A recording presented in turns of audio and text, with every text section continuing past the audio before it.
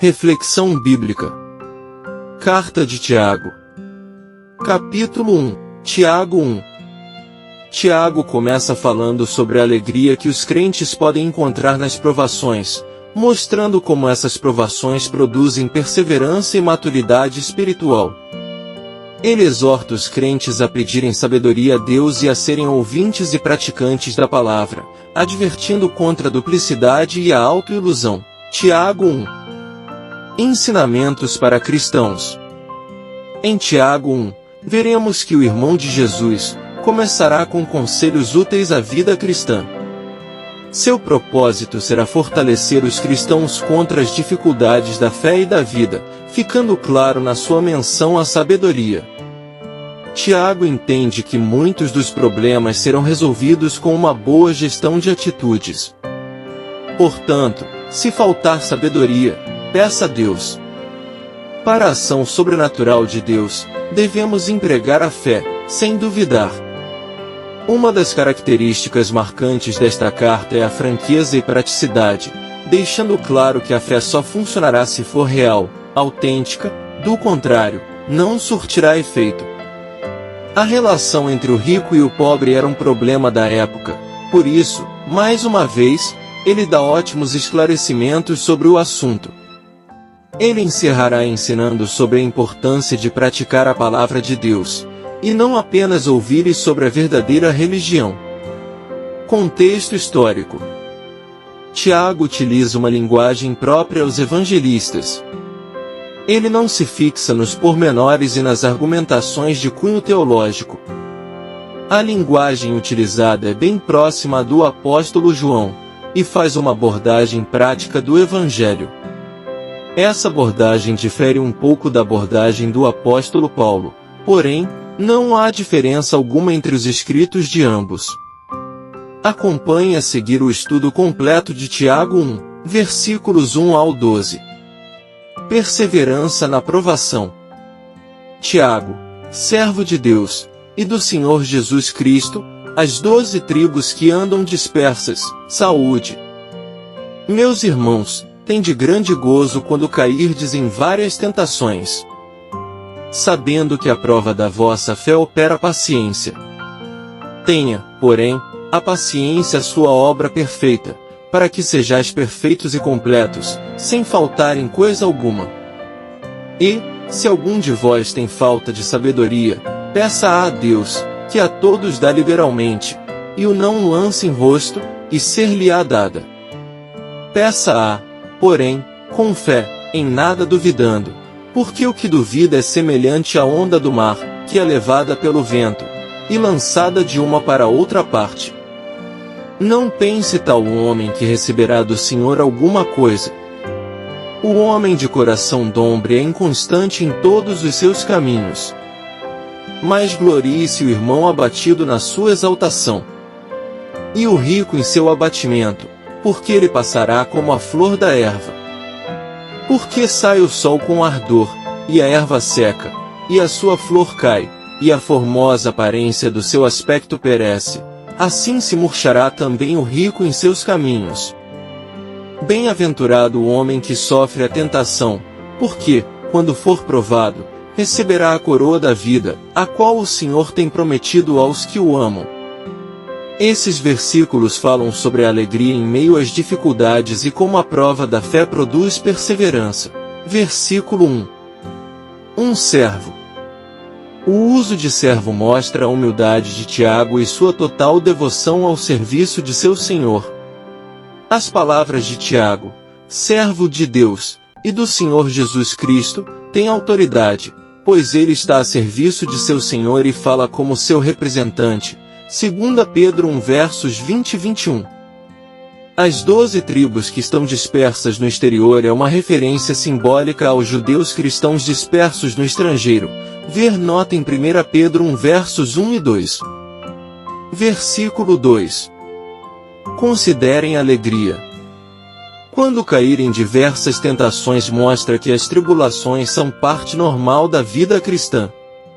De fato, as situações aflitivas são dadas a discípulos fiéis, 2 Timóteo 3 verso 12. A tradição de sabedoria judaica afirma que as tentações mostravam a fidelidade da pessoa.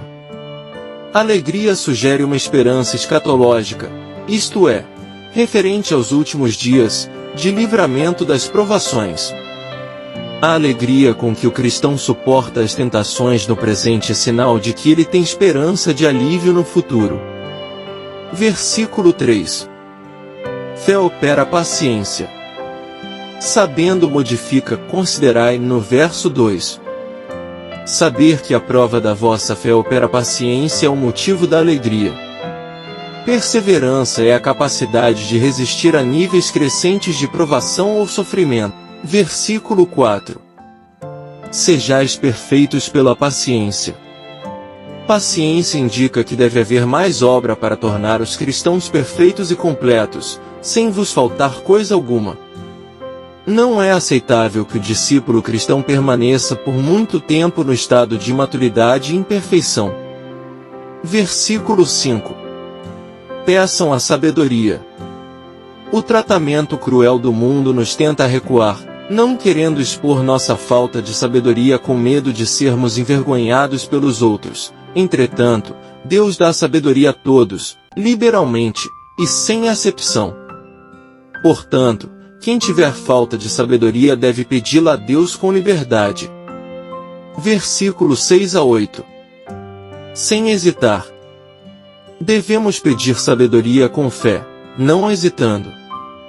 A segurança não está apenas no fato de termos tido fé, mas na pessoa em quem colocamos nossa fé, o próprio Deus.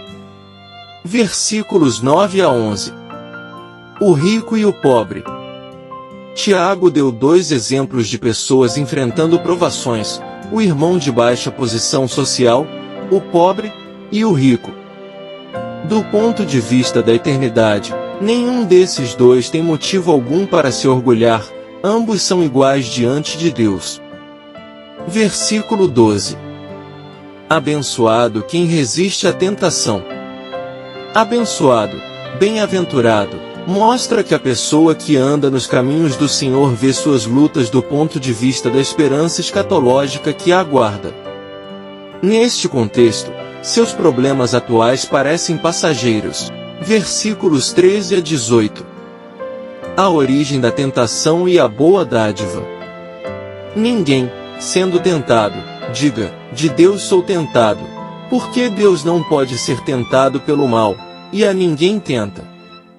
Mas cada um é tentado, quando atraído e engodado pela sua própria concupiscência. Depois, havendo a concupiscência concebido, dá à luz o pecado, e o pecado, sendo consumado, gera morte. Não erreis, meus amados irmãos. Toda boa dádiva e todo dom perfeito vem do alto, descendo do Pai das luzes, em quem não há mudança nem sombra de variação. Segundo a sua vontade, Ele nos gerou pela palavra da verdade, para que fôssemos como primícias das suas criaturas. Esses versículos falam sobre como a tentação não vem de Deus, mas da concupiscência humana, e também destacam a generosidade divina. O termo tentado, verso 13, liga estes versículos à seção anterior, versos 2 ao 12. Dois tipos de afirmações esclarecem a ligação de Deus com a tentação. De um lado, temos as afirmações explicando que Deus não é e o que Ele não faz. Deus não pode ser tentado pelo mal, e a nenhum homem tenta. De outro, temos afirmações que mostram que tipo de coisas vem de Deus. Toda boa dádiva e todo dom perfeito. Versículos 13 a 16. Deus não tenta ninguém. O ponto de vista duplamente negativo, Deus não pode ser tentado e a nenhum homem tenta, é enfático em negar que o Senhor conduza as pessoas à tentação. A tentação vem da concupiscência de cada um. Este desejo focaliza a urgência criada pela cobiça carnal, impelindo o homem a agir, sendo atraído e seduzido como um peixe que, atraído a morder a isca, é tirado da água. Versículo 17. A boa dádiva e o dom perfeito. O Pai das luzes é Deus. Verso 5. que criou os luminares que marcam os dias e as estações, Gênesis 1 versos 14 ao 19. Em quem não há mudança, nem sombra de variação, alude ao fato de que o caráter de Deus é imutável e suas promessas são certas. Versículo 18. Primícias de suas criaturas. A palavra da verdade é o Evangelho, pelo qual vem o novo nascimento, gerou-nos. Primícias significa o melhor da colheita. Deus dá boas dádivas que geram frutos maravilhosos, e não tentações que, através de desejos e caprichos, levam à morte. Versículos 19 ao 27. Ouvir, cumprir e ser bem-aventurado. Portanto, meus amados irmãos, todo homem seja pronto para ouvir, tardio para falar, tardio para se irar. Porque a ira do homem não opera a justiça de Deus. Por isso, rejeitando toda a imundícia e superfluidade de malícia, recebei com mansidão a palavra em vós enxertada, a qual pode salvar as vossas almas. E sede cumpridores da palavra, e não somente ouvintes, enganando-vos a vós mesmos. Porque, se alguém é ouvinte da palavra, e não cumpridor, é semelhante ao homem que contempla ao espelho o seu rosto natural. Porque se contempla a si mesmo, e vai-se, e logo se esquece de como era. Aquele, porém, que atenta bem para a lei perfeita da liberdade, e nisso persevera, não sendo ouvinte esquecidiço, mas fazedor da obra, este tal será bem-aventurado no seu feito. Se alguém entre vós cuida ser religioso, e não refreia a sua língua, antes engana o seu coração, a religião desse é vã. A religião pura e imaculada para com Deus e Pai, é esta: visitar os órfãos e as viúvas nas suas tribulações, e guardar-se da corrupção do mundo. Esses versículos falam sobre a importância de ouvir com prontidão, cumprir a palavra e perseverar na lei da liberdade. Esta seção focaliza a boa conduta cristã, principalmente em relação ao uso da língua. Versículo 21. Palavra enxertada. A palavra em vós enxertada é o Evangelho recebido pelos cristãos. Versículo 22. Cumpridores da palavra. A presença da palavra em vós enxertada não nos deixa apenas ouvir ociosamente. A verdadeira adoração faz com que coloquemos as exortações do Evangelho em prática. Versículos 23 ao 25. Abençoado em seu feito.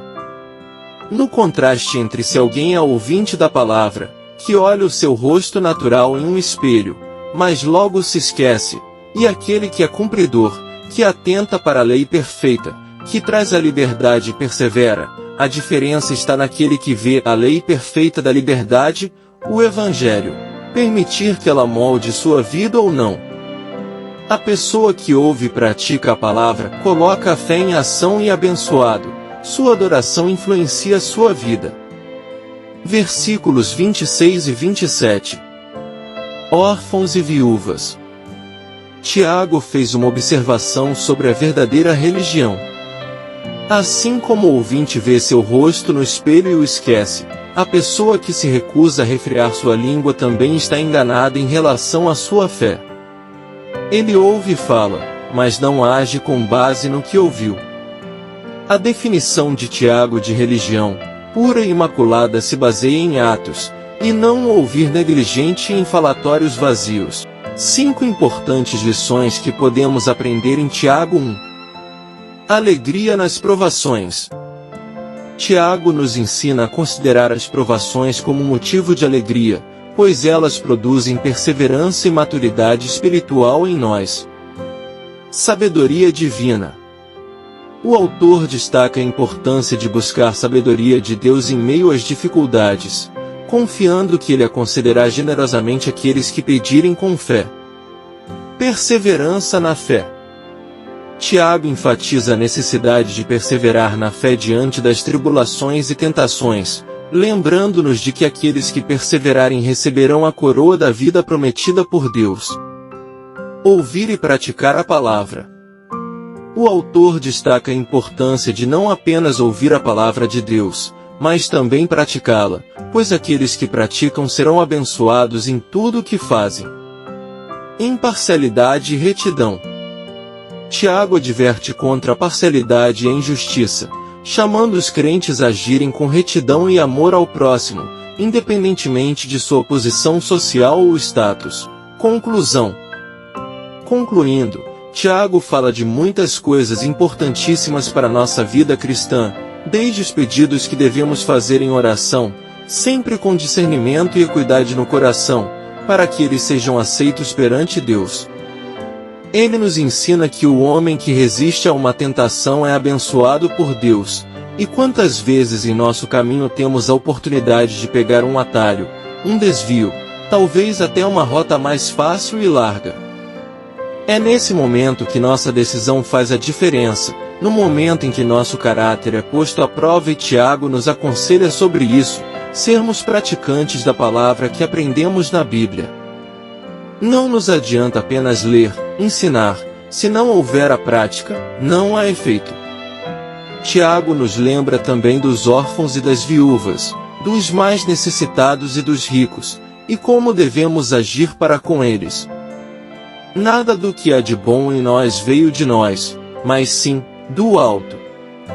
Todas as manhãs agradeça pelo favor da vida, pelo dom que Deus derrama, mais um dia, mais uma chance para fazer valer a pena o sacrifício de Cristo na cruz. Aleluia! Graça e paz por parte de nosso Deus e Pai, e de nosso Senhor e Salvador, Jesus Cristo, estejam sobre nossas vidas.